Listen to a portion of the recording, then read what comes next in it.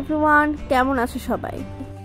আজকে আমি বাংলাদেশের অন্যতম ডিস্ট্রিক্ট ইয়ামচা ডিস্ট্রিক্ট নিয়ে কথা বলবো। আমি আগেই বলে নিচ্ছি, এটা কিন্তু কোনো পেইড রিভিউ না। আমি খুব সাডেন গিয়েছিলাম সেখানে, ভাবলাম তোমাদের সাথে একটু শেয়ার করি। At first I will talk about wonton in red chilli oil. এটা তাদের বেশ popular appetiser and I feel it's totally worth the hype. অন্থনগুলো বেশ ভালো রকমভাবে স্টিমড হয়েছিল এবং উপরে যে রেড সসটা দেখা যাচ্ছে এটি মূলত টেস্টের মূল কারণ।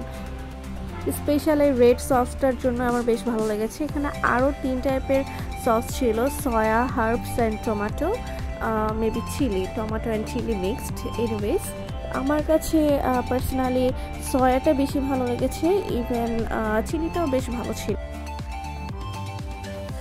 এই সসটি অনেকটাই ট্যাঙ্গি ছিল।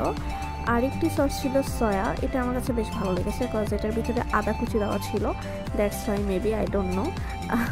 আর এটা খুব একটা বেশি ভালো লাগেনি, তবে আপনাদের ভালো লাগতে পারে বিকজ টেস্ট বাড সবারই আলাদা হয়। এটা হলো সেই অন্থন চিলি অয়েল, এটা অনেক মজার, এটা আপনারা অবশ্যই ট্রাই করবেন। দেন আমি কথা বলবো চিকেন নানবান নিয়ে। এটি তাদের আরেকটি বেশ ফেমাস আইটেম। এর এই বোনলেস চিকেন ছিল, ফ্রাই করা, ক্রিস্পি, ইভেন উপরে চিজ দেওয়া।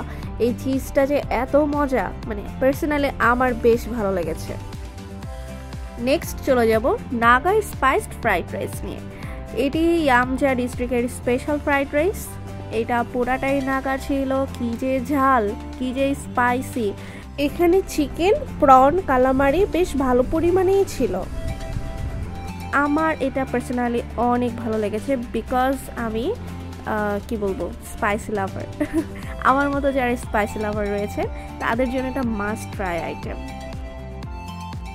আর এটার পরিমাণটা এত বেশি ছিল যে চাইলে 2 জন মিলে শেয়ার করেও খাওয়া যাবে।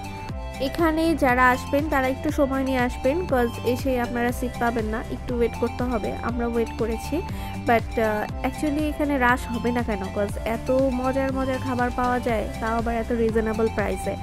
ফাইনালি পেপসি দিয়ে শেষ করলাম। Tata, bye bye.